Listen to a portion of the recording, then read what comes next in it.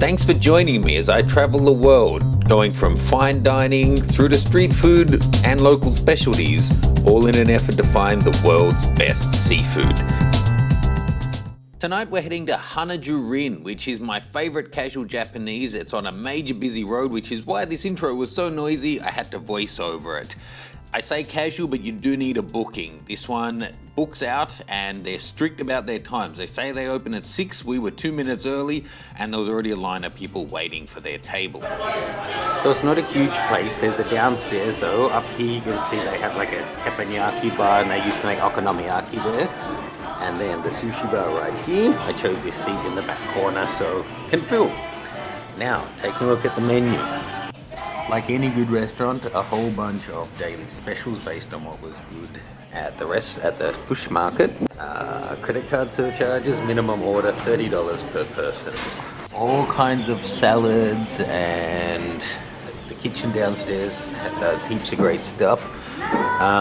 We'll probably order our favorites so you can see all of that. The saikoyaki is really, really nice. Sashimi here is generally really good, and they'll often have specials if it is bluefin season. Really can't go too wrong. Okonomiyaki, sometimes they're making it, sometimes they're not. Let's see if we're in luck tonight. Teppanyaki as well. I'm not a fan of teppanyaki, but there will be more than just seafood in tonight's meal. I hope you'll forgive me.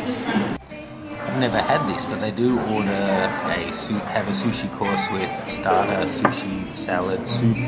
That's only at the sushi bar. They have a huge range of wines and sake. This is some of their specials. We ended up getting a small bottle of one of the specials. Okay, so this is the chutoro. This is from the belly of the tuna, but it's kind of the side belly. It's not the fattiest part, but those parts that might look a little bit sinewy actually should be super soft. And sorry, my camera's having trouble to focus. Odd presentation in a sake cup. I always like to try the fish without any soy sauce or wasabi first to see how's the flavor. Really nice, but it is a little bit chewier than I expected. On the second one, good to see they're using real freshly grated wasabi. Added in, really nice. So look, the flavor's really good, but I have to say, having been to Japan, this is not worth a huge premium of price here in Australia. But I still really like this place, and I probably just would omit it from the next order. I really love this tradition. They bring you over a pot full of sake glasses, and then you can see people have put their fingers all over them. But you get to choose the one that you like the best. I'm going to go for this blue one, not just because it's huge. Sake, we just ordered 180 ml of the Daikinshumai something.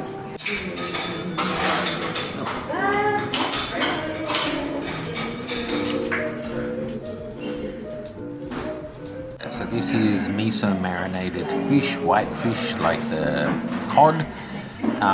Quite fatty, but so delicious.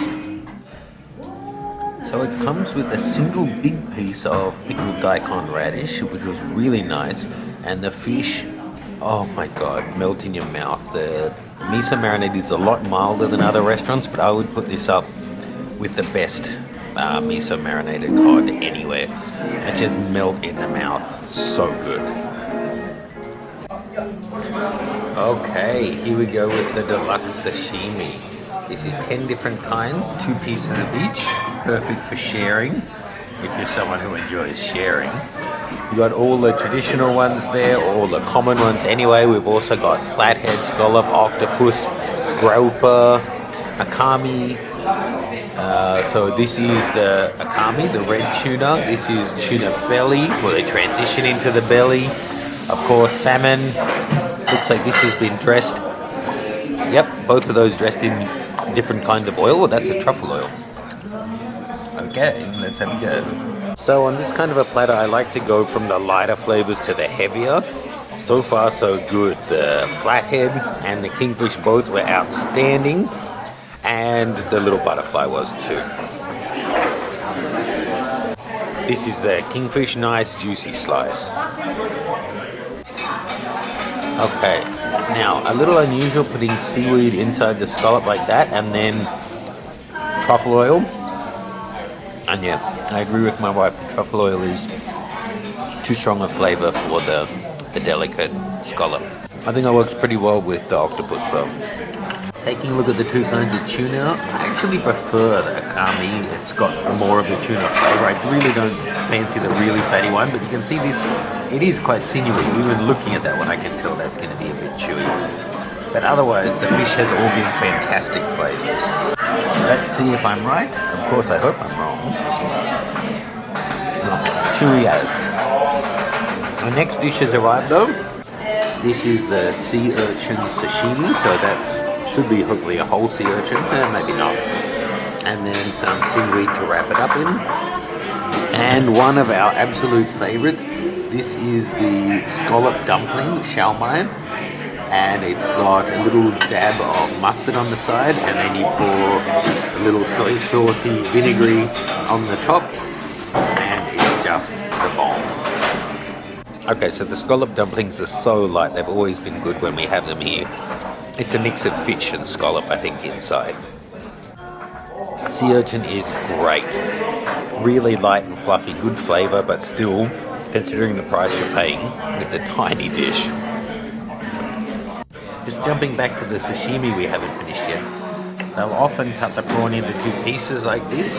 The piece closest to the head will have the strongest flavour. Which one do you want? Heads or tails? Okay. I'll take the strong head. I've got some yuzu seasoning inside.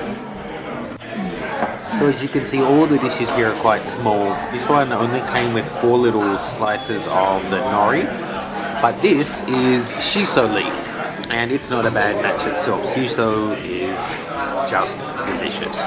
Nom, nom, nom, nom, nom. So the fish quality here is really, really nice. I enjoyed almost all of that. As I said, the expensive tuna was a bit chewy. They don't have unagi, but that's only tonight. Normally they do. But tonight is anago, which is what the traditional places would serve, the sea eel. So we've got a couple of pieces of that coming. And then our final thing, okonomiyaki, which is pork and seafood. So this is okonomiyaki. This is basically Japanese pancake. This one is with the famous pork and different seafood. It's got, yes, you can see juicy scallops there. And on top, it's always served with mayonnaise, the other sauce, which I've forgotten the name of. And then this is bonito, shaved bonito. It's dried and it looks like a piece of wood. But this is what they make dashi broth out of as well. An absolute building block of Japanese cuisine. But here they just put it on top and it dances around like it's alive. The pancake is so good. It's all really well cooked. The cabbage and everything has a slight bit of crunch left to it, but not too much. The seafood's not overcooked. It's all seems to be cooked individually and then put together. It's really, really, really nice dish. Definitely try this one. We actually ordered some extra sushi, but the sushi bro was so flat out. After 20 or 25 minutes it didn't come, so we ended up cancelling it. So as I say, I really love Hana Jurin. You saw the dishes are fairly small though, and for 2 people with 1 sake and some sparkling water, taking off the sushi that didn't arrive, we're looking at $204. They work out the surcharge if you did want to pay with card. Really fantastic food, great sushi for Sydney, not world standard, but nice, casual and fun. Please do like and subscribe for your seat at the table for my future adventures on the world's best seafood.